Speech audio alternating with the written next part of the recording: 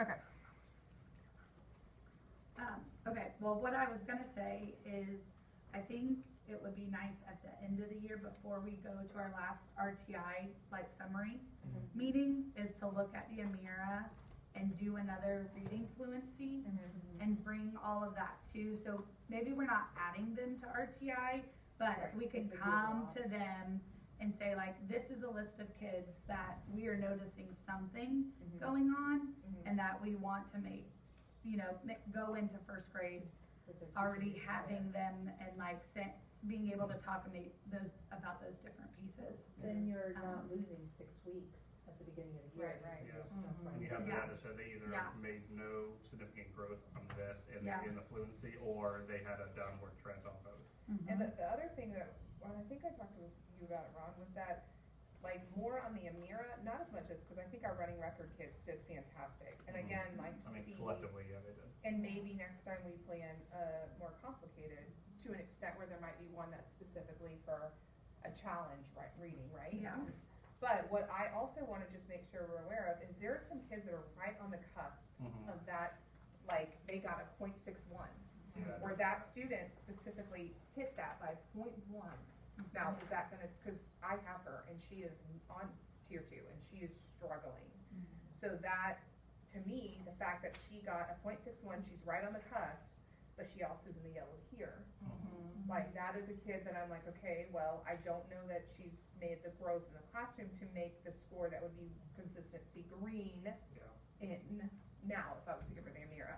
So like, if you look at some of them, like there's another one that's .63, another one like that, you and I spoke about Kelly, that one of yours that is very much on that cusp of potentially, you know, and just seeing how low those like there's another .67, I'm one of mine's is on- .62. Yeah, mine's on tier 3 is a .62. Yeah. And that's, I mean, Yep. So, I mean, just making sure that we're also aware, because I was saying, like, yes, they're in the green for right now, but is there other things that, like, this is a computer test, did they get lucky? Yeah. Are they showing the same thing in the classroom that then, like, because I know there's several more we have in And tier they're 2. in a room just by themselves. Correct. It's, Versus all the One on distractions one, of the right. classroom. Yeah. But Yeah. on the flip side of that, my student who got .09 the second time, and she did decrease. She sat there and you could hear the recording, because I was very surprised by this. That is not what she does in the classroom, and a teacher came by and just said, okay, start to read, and she said, I don't know how to read, and then refused to read the words. And so because she didn't respond in the way that the Amira test wanted her to, she did score pretty low. Yeah. Kind of falls into that, I mean, ELL language barrier, but in different situation, because she kind of, It's like the behavioral side. yeah, she Yeah. really didn't put forth the effort to even And she's a score. student that needs a lot of, like, validation, like, she's not independent, so, you know, Needs she's, that reassurance throughout. Yeah. So I guess if you guys wouldn't mind, just for knowledge, like if there is somebody that you see that you're like, okay, that child is in the green, and I have Green on the star, Amira. yeah, just Yes. write a little note or star it for us, and then we may, you know, we'll just include like maybe looking at their data to see what area was lower for them.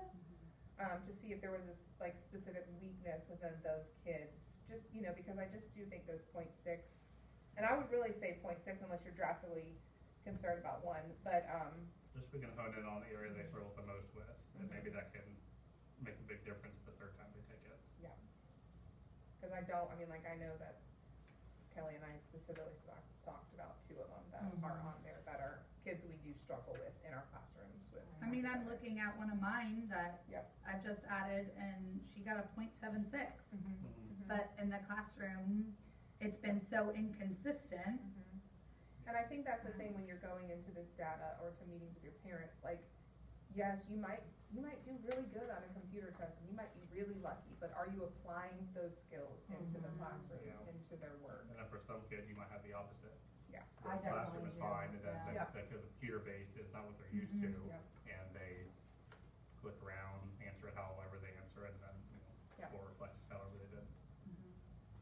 So, and then we'll come up with a plan and then we'll kind of talk through some of the scores and just your marks and notes next time, and then come up with like